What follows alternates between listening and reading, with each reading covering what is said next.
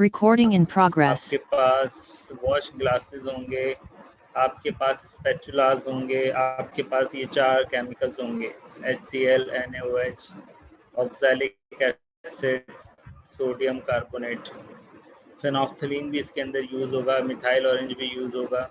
यानी कि इसके अंदर 3 डिफरेंट एक्सपेरिमेंट्स आपने परफॉर्म करने हैं डिस्टिल और DI वाटर सॉल्यूशंस बनाने के लिए। थ्योरी आपने ये सारी लिखनी है, थ्योरी आप लिखते रहे हैं, वही थ्योरी है इसकी भी, और आपने इसको बस टी टेस्ट को मज़ीद इसमें लिखना है।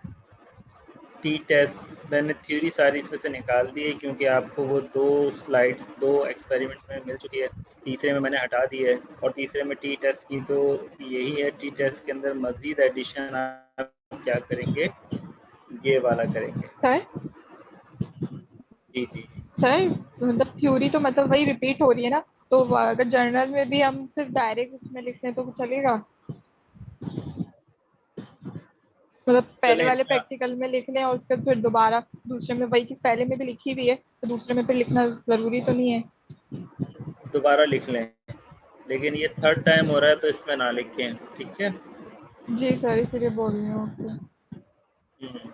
तो 2 टाइम्स तो आप लिखे हैं। जब आप जर्नल बनाते थे तो आप सारी लिखते थे, रिपीट करते थे, भले यस सर, सारी चाहे रिपीट हो चाहे कुछ हो तो आप लिखते थे, लेकिन अब ये 3rd टाइम रिपीट हो रही है तो चलें 2 दफ़ा तो एटलीस्ट लिखें। लास्ट टाइम 54 पेजेस का जर्नल बनाया था हमने, आपने सिर्फ इंडेक्स चेक किया था। ये ज़रूरी तो नहीं है कि आप लोग अगर 200 पेजेस का जर्नल बनाएं तो मैं 200 पेजेस के ऊपर टिक करूं तो वो आपको अच्छा लगेगा, मैं टिक करूंगा तो मतलब ये कोई तरीका नहीं है कि मार्क्स आपको जब भी मिलें जब जितना आप काम करें उन सबको मैं और से देखूं, ठीक है ना। ये कोई क्राइटेरिया तो नहीं है। हाँ, आपने मेहनत करनी है, जितना आपको कहा जाता है उतना आपने करना है। अब हम उसको कैसे चेक करते हैं, ये हमारा एक होता है कि टाइम है तो कर लें, नहीं है टाइम तो नहीं करें, समझे। यस अच्छा, तो ये आपके पास टी टेस्ट के मज़ीद फार्मूला आ गए, जिसके अंदर आप टी टेस्ट जब आप 2 डिफरेंट एक्सपेरिमेंट्स को कंपेयर कर रहे होते हैं आप यहाँ पर फार्मूला लगाते हैं, ठीक है। तो इस फार्मूले के अंदर आपके पास ये जो है, आपके पास ये यहाँ पर मीन है, A2 मीन है, A1 मीन है और A2 है। तो इसका मतलब है ये वन टेस्ट का मीन है, यानी कि 2 एक्सपेरिमेंट हुए हुए हैं। अब मैं आपको थोड़ा सा बोर्ड का सहारा लेना पड़ेगा।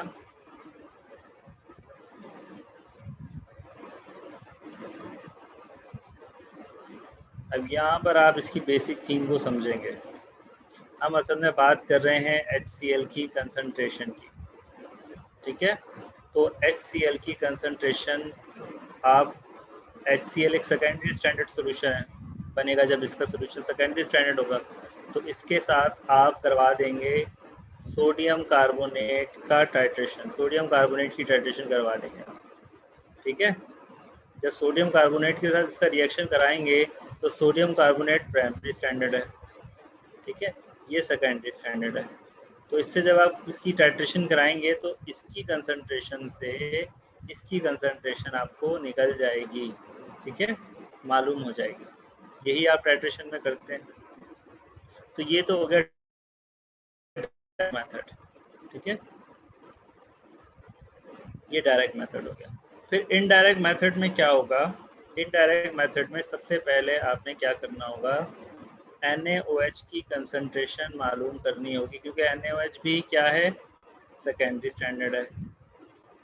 तो NaOH की कंसंट्रेशन आप इसके साथ ऑक्सैलिक एसिड के साथ टाइट्रेशन करा के मालूम कर लेंगे, H2C2O4,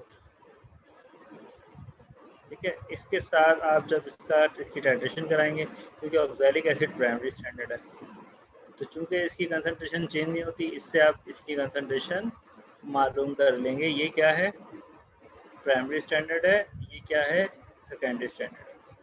फिर ऑक्सैलिक एसिड की जब आप इससे इसकी मालूम कर लेंगे, फिर इस NaOH को आप टाइट्रेट कराएंगे किसके साथ, HCl के साथ। ठीक है, तो ये इनडायरेक्टली यहाँ पर 2 दफ़ा टाइट्रेशन होगी, ये इनडायरेक्ट मेथड। ये जो है ये पूरा इनडायरेक्ट मेथड कहलाएगा। समझ में आई बात? ये भी सेकेंडरी स्टैंडर्ड, ये भी सेकेंडरी स्टैंडर्ड। यहाँ पर सेकेंडरी स्टैंडर्ड का प्राइमरी स्टैंडर्ड के साथ करा दिया, ठीक है। और यहाँ पर HCl का सेकेंडरी स्टैंडर्ड का सेकेंडरी स्टैंडर्ड के साथ तो कराया, लेकिन सेकेंडरी स्टैंडर्ड को पहले कंफर्म किया प्राइमरी स्टैंडर्ड के साथ। तो फिर ये भी एक लम्हे के लिए नोन कंसंट्रेशन का हमें पता, नोन कंसंट्रेशन का हो गया, फिर इसकी हम HCl के साथ कराएंगे तो फिर दोबारा हमें HCl की कंसंट्रेशन पता चल जाएगी। तो एक कंसंट्रेशन HCl की डायरेक्ट सोडियम कार्बोनेट के साथ, एक HCl की कंसंट्रेशन NaOH और NaOH की उससे पहले सोडियम ये ऑक्सैलिक एसिड के साथ। तो यहाँ पर 2 स्टेप मेथड है, यहाँ पे 1 स्टेप मेथड है, ये डायरेक्ट मेथड है, ये इनडायरेक्ट मेथड है। इससे हमें क्या पता चला, इससे हमें जो है वो HCl की कंसंट्रेशन पता चली है। एक स्टूडेंट ने ऊपर वाला काम किया, एक स्टूडेंट ने नीचे वाला काम किया, तो दोनों से क्या निकल कर आई, कंसंट्रेशन निकल कर आई। ठीक है, तो पहली वाली, अब ये वाला जो है, ये वाला जो पहला वाला डायरेक्ट मेथड है, इसे मेथड 1 कहेंगे। ठीक है, और ये वाला जो मेथड है इससे मेथड 2 कहेंगे। तो इसकी जो ये वाली आखिरी वाली टाइट्रेशन होगी, आखिरी वाली टाइट्रेशन को हम एक्सपेरिमेंट 2 कह देंगे। और फिर इसका भी क्या निकालेंगे, मीन निकालेंगे, अर्थमेटिक मीन निकालेंगे, इसका भी अर्थमेटिक मीन निकालेंगे।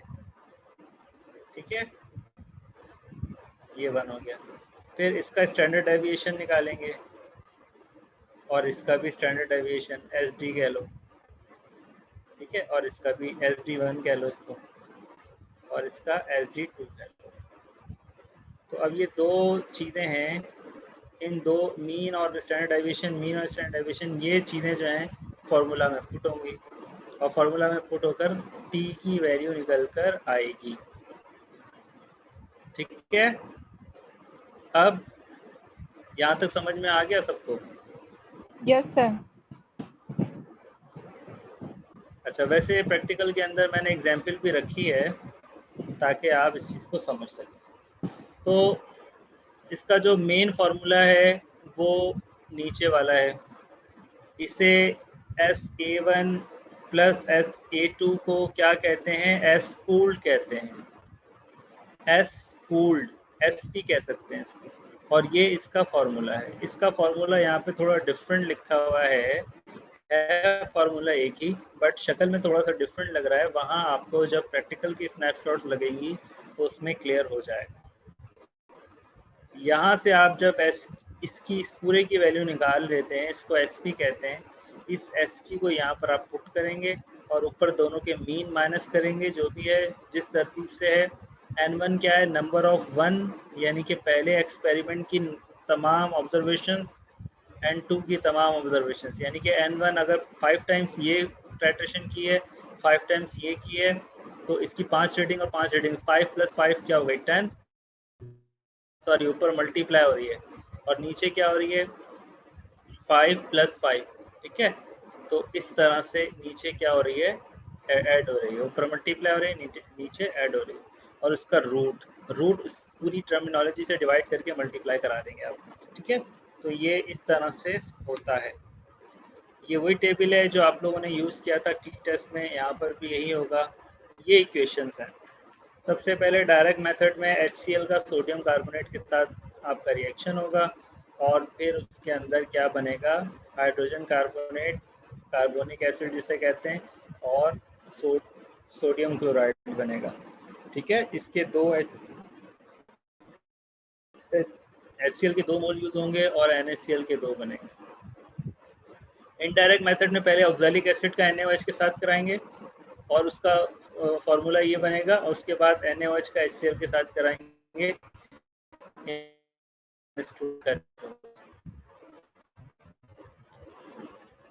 प्रिपरेशन ऑफ सोल्यूशन क्या होंगे? प्रिपरेशन ऑफ सोल्यूशन के अंदर सोडियम कार्बोनेट का 0.1 मोलर का सोल्यूशन ऐसे बनेगा, ऑक्सैलिक एसिड का 0.05 मोलर का सोल्यूशन ऐसे बनेगा, ठीक है। और HCl का सोल्यूशन वो लिक्विड फॉर्म में होता है तो हम इसको डाइल्यूट करेंगे, ठीक है। इसके अंदर NaOH का मैं बताना भूल गया, तो NaOH का भी आप आराम से निकाल लेंगे अमाउंट का फॉर्मूला लगा के। प्रोसीजर ये सब लिखा हुआ है, प्रोसीजर को गौर से देख लीजिएगा। अगर प्रोसीजर सही लगे तो लिखिएगा, नहीं तो अपनी वर्डिंग इसमें ऐड कर दीजिएगा। देख लेते हैं इसको। सबसे पहले हम क्या करेंगे, इस इक्वेशन को देखते हुए, डायरेक्ट मेथड को देखते हुए, सबसे पहले हमने क्या करना है, इसकी टाइट्रेशन करनी है। HCl की किसके साथ करनी है? सोडियम कार्बोनेट के साथ। अब इसमें आप क्या कर रहे हैं, HCl का सोल्यूशन आप ऊपर ले रहे हैं, ठीक है, ब्यूरेट में ले रहे हैं। तो इसमें क्या लिया है मैंने, हाँ HCl आप क्या ले रहे हैं, ब्यूरेट में ले रहे हैं, ब्यूरेट में भर लिया HCl, और सोडियम कार्बोनेट का 10 ml लेकर कॉनिकल फ्लास्क में डाला है। फिर इसके अंदर कौन सा इंडिकेटर डाला है, मिथाइल ऑरेंज डाला है। तो ये अगर आप चाहते तो, अच्छा पिछले एक्सपेरिमेंट में तो H2SO4 यूज़ किया था। अच्छा, इसमें आप मिथाइल ऑरेंज डाल देंगे और मिथाइल ऑरेंज डालने के बाद फिर आप टाइट्रेशन करेंगे। ये एक्सपेरिमेंट आपने 5 टाइम्स करना है, 5 टाइम्स एक्सपेरिमेंट्स करने हैं, तो इसकी वर्डिंग आप इजीली लिख लेंगे, ठीक है। For direct method take HCl in burette and 10 ml sodium carbonate in conical flask. फिर आपने पूरे प्रोसेस को इस तरह बता देना है। और फिर इनडायरेक्ट मेथड के अंदर क्या करना है आपने, फिर आपने क्या करना है, दोबारा अपने एक्सपेरिमेंट लगाना है उसी तरह। इस दफ़ा आप NaOH को क्या करेंगे, ब्यूरेट में लेंगे और ऑक्सैलिक एसिड 10 ml लेकर उसमें डालेंगे। फिर यहाँ पर आप क्या यूज़ करेंगे, फिनोफ्थिलीन यूज़ करेंगे। इन दोनों केस में आप क्या यूज़ करेंगे, फिनोफ्थिलीन यूज़ करेंगे। तो जब आप फिनोफ्थिलीन यहाँ पर यूज़ करेंगे तो आपके पास सोडियम ये जो भी हो जाएगा उससे फिर आपके पास एंड पॉइंट आ जाएगा और उससे आप कंसंट्रेशन निकाल लेंगे। फिर आप ये एक्सपेरिमेंट जो है NaOH को ब्यूरेट में लगे रहने देंगे। अब के बार आप ऑक्सैलिक एसिड नहीं लेंगे, बल्कि क्या लेंगे, HCl लेंगे, इसमें कॉनिकल फ्लास्क में 10 ml लेंगे और फिर आप इसको डालेंगे और फिर आप इसको टाइट्रेट करेंगे।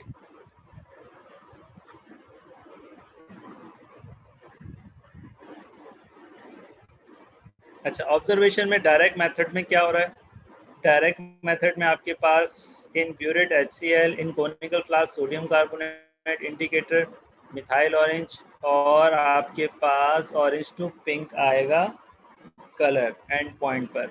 आपने जिस तरह पिछले एक्सपेरिमेंट 2 किए हैं उसी तरह आपने ये भी करना है। आपने क्या है, इनिशियल रीडिंग लिखनी है, फाइनल रीडिंग लिखनी है और डिफरेंस लिखना है। इस रीडिंग की मदद से आप क्या करेंगे, कंसंट्रेशन निकालेंगे।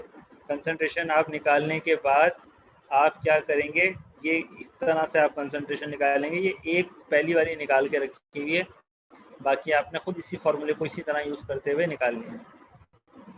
उसकी कंसंट्रेशन आप यहाँ पे पुट कर देंगे और कंसंट्रेशन पुट करने के बाद इसका क्या निकालेंगे, मीन निकालेंगे। मीन निकालने के बाद मीन में से हर वैल्यू को माइनस कर देंगे और जो आंसर आएगा उसका फिर यहाँ पर स्क्वायर लेकर रखेंगे। स्क्वायर लेने के बाद उन सब स्क्वायर्स को ऐड करके ऊपर रखेंगे, n-1 यानी 4 के साथ इसको डिवाइड करके स्क्वायर रूट लेकर आप यहाँ पर पुट कर देंगे। आपके पास क्या आ जाएगा, स्टैंडर्ड डेविएशन, जो कि क्या है 8.9 10⁻⁻⁴। ठीक है, ये डायरेक्ट मेथड है। उसके बाद अब ये इनडायरेक्ट मेथड शुरू हो गया। इनडायरेक्ट मेथड में इन ब्यूरेट NaOH, ऑक्सैलिक एसिड आपने कॉनिकल फ्लास्क में लेना है, फिनोफ्थिलीन लेना है, कलर लेस टू पिंक आपके पास हो जाएगा। Volume of NaOH, volume of NaOH आपने लेगी। उसके बाद आपने उसी तरह से करना है इनिशियल फाइनल डिफरेंस 16 यहाँ पर आपने इसको वैल्यू को पुट करते हुए कंसंट्रेशन आपने निकालनी है, पहली वाली मैंने निकाली भी, बाकी आपने निकालनी है और सारी यहाँ पर शो भी करानी है निकाल कर, और सब यहाँ पर लिख देंगे, उनका मीन निकालेंगे, मीन में से हर एक वैल्यू को माइनस करते जाएंगे, जो भी आंसर आएगा उसका यहाँ स्क्वायर करते जाएंगे, और फिर इसी तरह इस वैल्यू का इस वैल्यू को आपने कहीं यूज़ नहीं करना। क्यों? इसलिए यूज़ नहीं करना क्योंकि आपने जस्ट यहाँ से एक वॉल्यूम निकाला है। ये स्टैंडर्डाइजेशन समझ लें आप NaOH की, असल प्रोसेस तो आपने इसके साथ करना है, ठीक है। बहरहाल इन्होंने निकाल के रख दिया स्टैंडर्डाइजेशन। चलें, ऑब्जर्वेशन क्या है नेक्स्ट, दोबारा जो थर्ड हो रहा है, इन ब्यूरेट NaOH, ब्यूरेट ही है NaOH में, कॉनिकल फ्लास्क में HCl है, फिनोल्फथालीन है, कलर्ड एस टू पिंक है, वॉल्यूम ऑफ NaOH ले रहे हैं। इस तरह से हमने इसको कर दिया।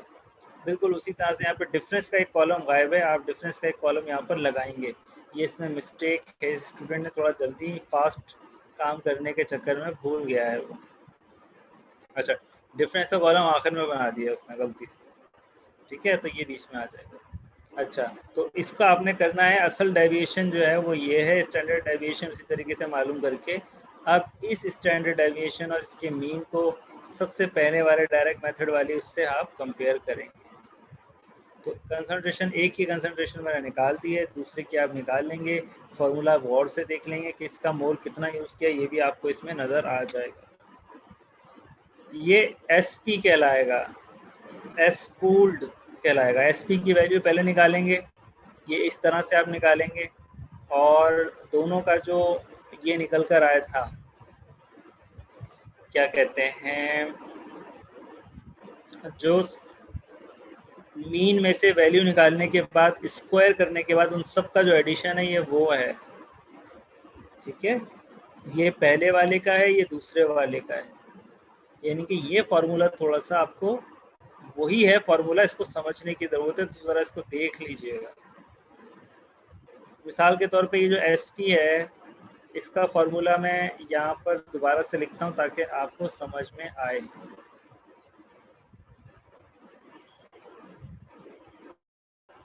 तो ये है SP, ठीक है। ये क्या है, रूट है, रूट के अंदर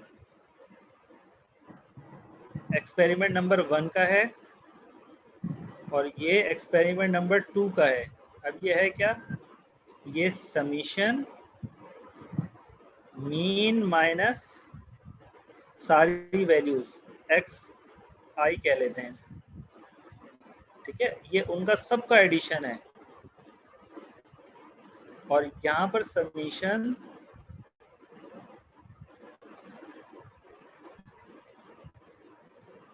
इसको हम 2 कह लेते हैं, जो आखिरी एक्सपेरिमेंट था। ये डायरेक्ट और इनडायरेक्ट का हो जाएगा ना, तो ये 2 वाले का है। और इसमें क्या है, इसके नंबर्स ऑफ एक्सपेरिमेंट्स N1 के प्लस N2 के नंबर ऑफ एक्सपेरिमेंट्स, इन दोनों को ऐड करके 2 माइनस करेंगे। हम N-1 करते हैं ना, लेकिन यहाँ पर जब 2 आ रहे हैं तो 2 माइनस करेंगे। अब इसके बीच में कौन सा साइन है, प्लस का या माइनस का, ये आप देख लीजिएगा। मल्टी प्लस का साइन है, तो इनको आप प्लस कर देगा। ये S पूल्ड हो गया। तो ये जो S पूल्ड है, ये असल में बुक में कैसा लिखा हुआ है, बुक में इसको ऐसे लिखा हुआ है, SA1 माइनस SA2, ये लिखा हुआ है, ठीक है ना, ये करके लिखा हुआ है। तो मैं इसको कह रहा था ये SP है।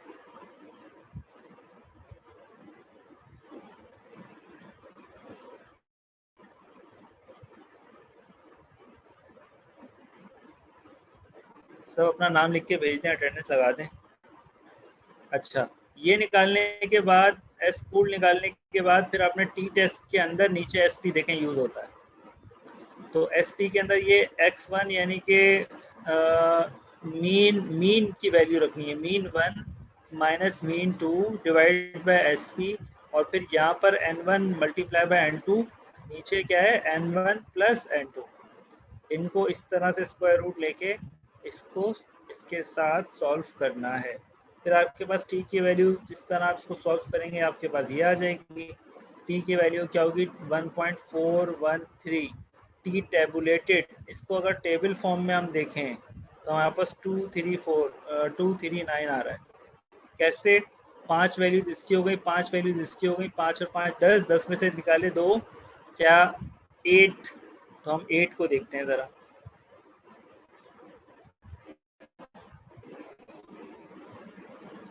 एट के आगे क्या लिखा हुआ है 2.31।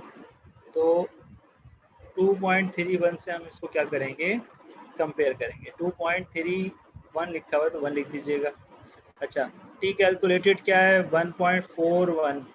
तो हमारा जो टी कैलकुलेटेड है ये टी टेबुलेटेड से कम है। तो हम क्या करेंगे, ये जो टेस्ट हैं हमने जो पूल टेस्ट किया है ये एक्सेप्टेड है। कौन सा? सेकंड वाला एक्सेप्टेड है। इसको रिजल्ट को और मजीद अच्छे तरीके से नीचे वाला जैसे लिखा हुआ है वैसा लिख सकते हैं। T tabulated is dash since T experimental is dash is less than T tabulated, we accept the null hypothesis at 95 confidence level. The difference between the mean values of the concentration of HCl reported by the two analysts is insignificant. यानी कि difference in दोनों में insignificant है and can be explain by the indeterminate sources of error. So the pool t test is accepted. ये करके आप कर दीजिएगा। और उसके बाद जो लिखा हुआ है ये 2 डिफरेंट बुक्स से 2 एग्जाम्पल्स मैंने डाली हैं, इनको आप ज़रा अच्छे से देख लीजिएगा और समझने की कोशिश कीजिएगा। ठीक है, इस तरीके से ये भी एक तरह से आपको हेल्प मिल जाएगी आपके एक्सपेरिमेंट से रिलेटेड। कोई बात करनी है तो करें। आप लोगों का जी एक्सपेरिमेंट तो सर पूरा ठीक है, ये वाला सर सॉल्व कर लेंगे, जो 3 एग्जाम्पल दी हुई है ना, तो जी प्रैक्टिस ये हो जाएगी। जी ये 2 एग्जाम्पल्स हैं, इन 2 एग्जाम्पल्स को अच्छे से देख लीजिए। Recording stopped. ठीक है, आपका एक्सपेरिमेंट नंबर 4 हो गया आपका। इंशाल्लाह कल क्लास होगी। कोशिश तो यही है कि कल क्लास रखूँ मैं, लेकिन फिर भी बता दूंगा। यूनिवर्सिटी जाना है सर। यूनिवर्सिटी जाना है कब से? 6 तारीख के बाद से पता चला। कल से यूनिवर्सिटी आना है? नो सर, 6 तारीख के बाद से, 6 तारीख के बाद से। अच्छा 6 तारीख के बाद से। स्टूडेंट्स को बुला लिया है क्या? अभी मीटिंग आज होगी तो पता चलेगा। अच्छा आज होगी मीटिंग।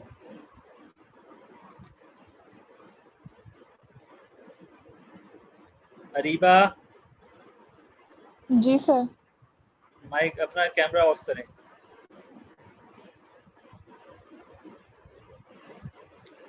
अच्छा तो ठीक है, फिर इंशाल्लाह मुलाकात होगी आप लोगों से इंशाल्लाह नेक्स्ट वीक। कल आप लोगों की क्लास है तो फिर इंशाल्लाह कल क्लास लेंगे और फिर क्लास के बाद हो जाएंगे सर आपकी लैब। वो जो जी आपने पहले की जो 2-3 वो जो एक्सपेरिमेंट नंबर 2 और 3 में जो कैलकुलेशंस वगैरह उसमें थोड़ी बहुत जो मिस्टेक्स हुई हुई हैं, वो जो आप बता रहे थे कुछ चीज़ों का, तो मैं ना सॉल्व कर रही थी, मैंने कहा आपसे पूछूंगी करते वक्त।